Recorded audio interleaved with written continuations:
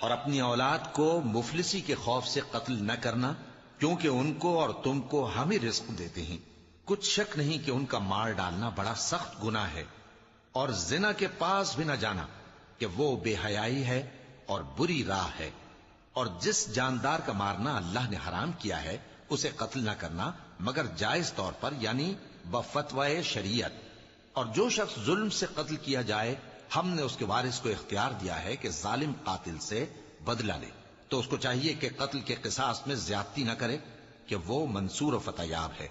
اور یتیم کے مال کے پاس بھی نہ پھٹکنا مگر ایسے طریق سے کہ بہت بہتر ہو، یہاں تک کہ وہ جوانی کو پہنچ جائے۔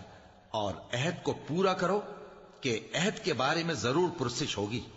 اور جب کوئی چیز ناپ کر دینے لگو تو پیمانہ پورا بھرا کرو، اور جب تول کر دو تو ترازو سیدھی رکھ کر تولا کرو۔ یہ بہت اچھی بات